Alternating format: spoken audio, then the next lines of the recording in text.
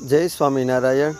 તારીખ 2/6/2025 જેઠ સુદ સાતમ સોમવાર. ભગવાન શ્રી હરિ સંવંત 1861ના કાર્તિક માસમાં પ્રથમવાર કારિયાણી પધારેલા અને માચા ખાચરને ત્યાં પૂર્ણિમાના દિવસે વિરાજેલા ત્યારે મોટી સભા થયેલી ને ગામના તથા આસપાસના ગામોમાંથી ઘણાય ભાવિકો પણ ભેગા થયેલા. તે વખતે મહારાજે પોતાનું ઘણું અલૌકિકપણું, ઐશ્વર્ય અને પુરુષોત્તમપણું દેખાડ્યું. માચા ખાચર તેમજ સૌ સભાજનો અતિ અચરજ પામ્યા. અરે જુઓ જુઓ, આ સહજાનંદ સ્વામી આસપાસ તેજ તેજ દેખાય છે. અરે હા ભાઈ, એ સહજાનંદ સ્વામી તો જાણે કોઈ દિવ્ય રત્નજડિત સિંહાસનમાં વિરાજા હોય એવું મને જણાય છે. મને તો અનંત તેજસ્વી દેવતાઓ પણ આસપાસ હાથ જોડીને તેમની સમક્ષ ઊભેલા દેખાય છે. બસ બરાબર બરાબર. બીજા લોકોએ પણ કહ્યું કે અમને બધાને એવું જ દેખાય છે. કોટી સૂર્ય શશાંક સમાન, દીઠું અદ્ભુત તેજ તે સ્થાન, દીઠું દિવ્ય સિંહાસન તેમાં, જડા ચિંતામણી બહુ એમાં. માચા ભક્ત આદિક હરિજન, અતિ અચરજ પામિયા મન, જાણા અવતાર ના અવતારી, ભક્તિ ધર્મ તનુજ ભય હારી. સારંગપુરના ગામધણી દરબાર જીવા ખાચર પણ ત્યાં આવેલા. તેમને પણ આવા દિવ્ય દર્શન થયા. તેથી તેઓ પણ શ્રીજીના આશ્રિત થયા અને પોતાને ગામ સારંગપુર કૃપા કરીને પધારવા પ્રભુને વિનંતી કરેલી. પ્રભુએ સંમતિ આપીને રાજી થઈને કહ્યું કે દરબાર, સારંગપુર તો અમારે આવવાનું જ છે, પણ હવે પછી સમયે આવીશું. આ વખતે કારિયાણીમાં અનેક ભાવિકો વર્તમાનધારી સત્સંગી થયા. ત્યારબાદ સંવંત 1864માં ગઢપુરમાં દાદા ખાચરે ફૂલદોલ ઉત્સવ કરાવ્યો. ત્યારે મહારાજ ગઢપુરમાં વિરાજતા હતા. ત્યારે ત્યાં પણ જીવા ખાચર આવેલા.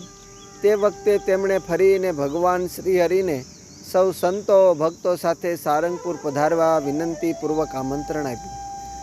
આ પછી જીવા ખાચર ઉપર અતિ અનુગ્રહ કરતા મહારાજ સારંગપુર પહેલીવાર પધાર્યા. જીવા ખાચરના અરખનો પાર ન રહ્યો.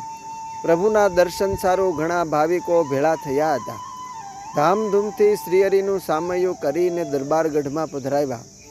સર્વે સંતો ભક્તોને યોગ્ય ઉતારા કરાવ્યા. વિવિધ રસોઈ કરીને સૌને અતિ હેતે જમાડ્યા. સભામાં શ્રીહરિએ સૌને નિર્વ્યસની પવિત્ર જીવન જીવવા અનુરોધ કર્યો ને એ વખતે ઘણા મુમુક્ષુઓ શ્રીહરિ પાસે વર્તમાન ધારીને સત્સંગી થયા. પછી એ જ સાલમાં ગઢડામાં રામનવમીનો સમયો કર્યા બાદ શ્રીહરિ જીવા ખાચરની ભક્તિથી સારંગપુર પધાર્યા. ત્યારે દરબારે પહેલેથી જ વિનંતી કરી કે હે મહારાજ, આ વખતે હવે અહીંથી જવાની ઉતાવળ ન કરશો. નિરાંતે રોકાય. મારે ત્યાં થાળ જમીને પછી ગામમાં ઘણાને આપને થાળ જમાડવાની ઈચ્છા છે, તે પૂરી કરવા કૃપા કરજો. શ્રીહરિ કહે દરબાર, અમારી બીજા ભક્તજનો પણ રાહ જુએ છે, તેથી રોકાઈશું તો નહીં, પણ થાળ જમાડવાની બધાની ઈચ્છા પૂરી કરીશું. જીવા ખાચરે ઉત્સુકતા સહ પૂછ્યું કે આપ રોકાશો નહીં ને અમારી થાળ જમાડવાની ભાવના તમે પૂર્ણ કરશો, એ કેવી રીતે મહારાજ? એ સમજાતું નથી. મહારાજે મંદ મંદ હસતા કહ્યું, એ તો બધું થઈ રહેશે. તમે બધે ખબર આપો, થાળ તૈયાર કરાવો, અમે આજે સૌના થાળ જમીશું. દરબારને ત્યાં ને ગામમાં બધે થાળ તૈયાર થયા. સમય થયો ત્યારે મહારાજ ઐશ્વર્ય જણાવતા થકા સર્વે સંતો સહિત એકે એકને ત્યાં જુદા જુદા અનેક સ્વરૂપ ધારણ કરી પધાર્યા ને સૌના મનોરથ પૂર્ણ કર્યા. જા દિવસ નહીં રહે વાય, કહું તે કરો એક ઉપાય, કાલે વિપ્ર પવિત્ર બોલાવો, ઘેર ઘેર રસોઈ કરાવો, અમે આવશું સર્વને ઘેર, જમશું અતિ ઉત્તમ પેર, સુણી વાત તે સર્વને ભાવી, ઘેર ઘેર રસોઈ કરાવી.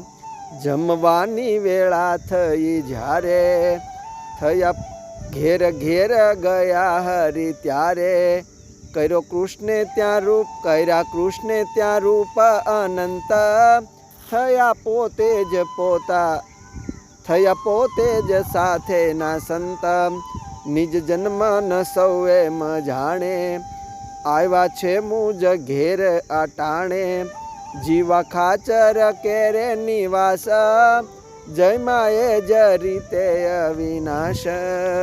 જ્યારે બધાને ખબર પડી ત્યારે સૌ આશ્ચર્યચકિત થયા ને શ્રીજી મહારાજની અલૌકિક સામર્થ્ય જોઈ વિશેષ મહિમા સમજવા લાગ્યા. આમ મહારાજ ઘણી વાર પરચા પૂરી પોતાના ભક્તોના કોડ પૂર્ણ કરતા. અસ્તુ. જય સ્વામિનારાયણ. શ્રી હરિલામૃતમ કળશ 6 વિશ્રામ 26 માંથી.